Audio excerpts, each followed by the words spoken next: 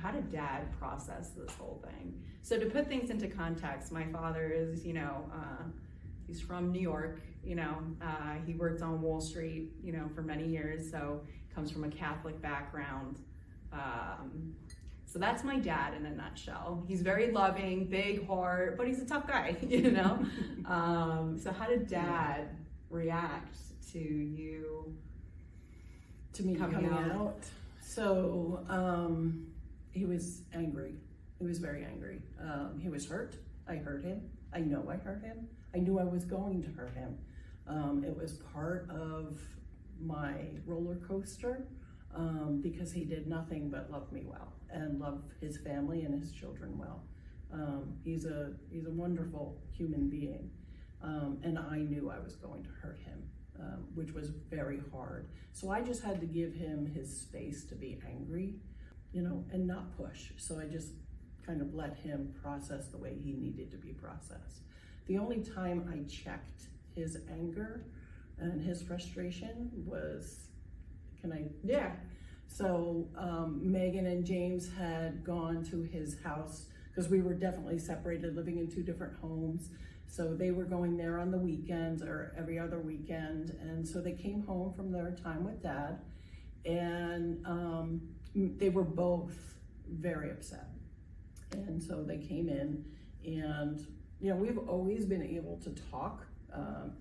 So they came in, they were upset. I knew this, I noticed it. So I asked them, what was going on.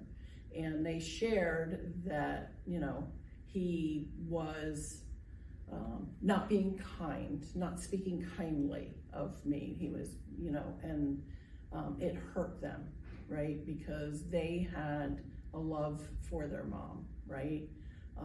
And so they didn't know what to do with it, and they were very upset. So, I don't remember what I said to them at that point, but I do remember picking up my phone and calling him. And my words to him were, listen, I said, I know I hurt you. I know you're angry with me, and that's okay.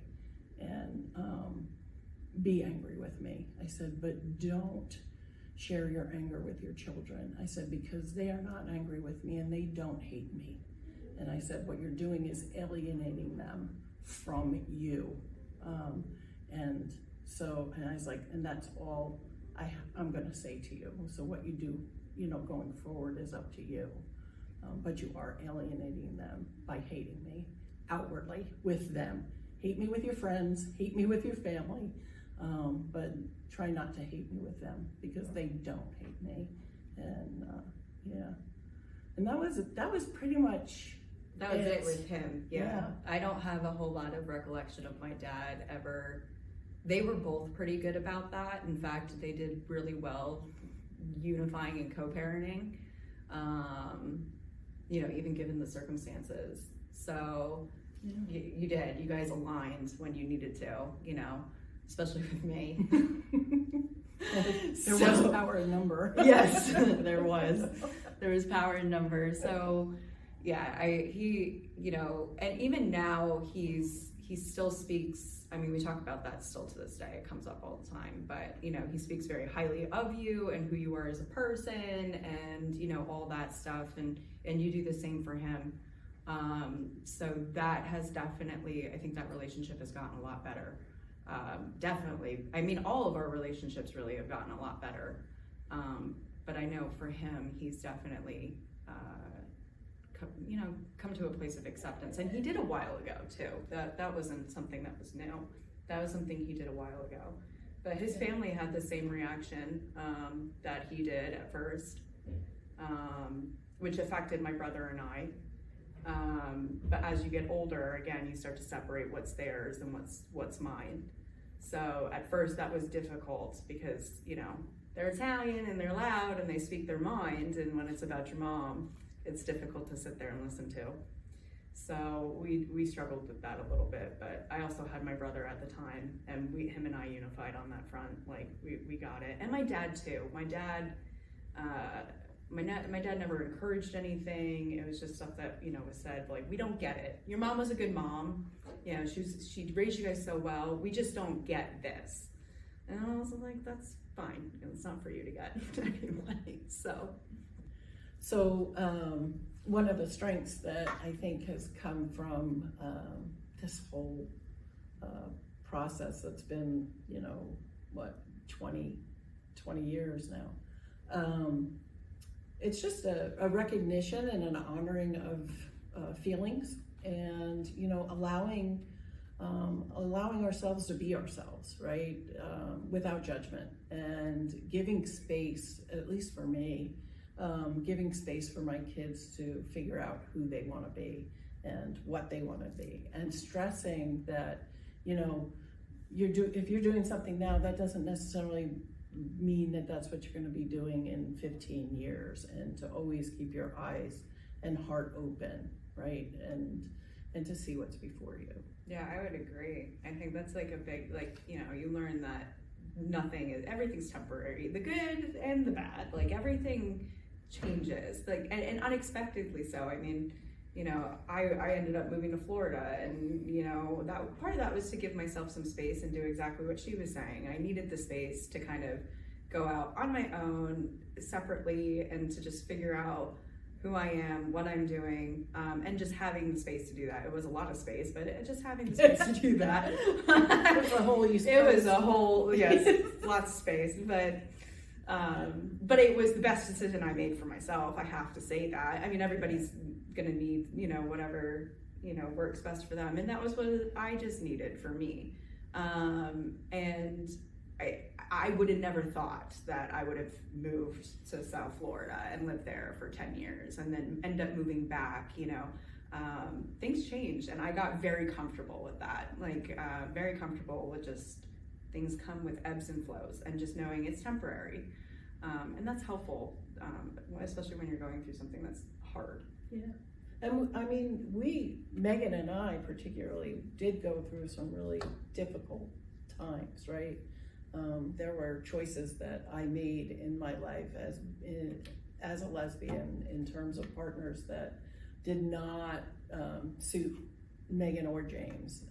They were not happy with that. But I can't speak for you, but it felt like because they loved me, they were able to still be in relationship with me, right? Yeah, I mean, and your relationship with James was pretty status quo for the most part. You guys stayed closer. You and I had definitely more of a rockier road. I mean, there was at one point we went a whole year without talking. Yeah. And that wasn't necessarily stemming from your sexuality. It was definitely more so from your partner choice, and how that affected James and I. But even though it's been like that, you and I have always been able to have some sort of common ground. We've always been able to talk at the end of the day, because I learned how to live my life alongside you and your life. I didn't have to accept anything, and that's not what that meant, right? You and I having a relationship together didn't mean that I accepted, certain things that you're going on for you, right?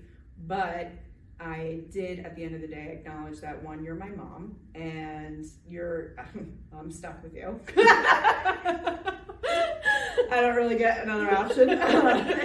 You were it.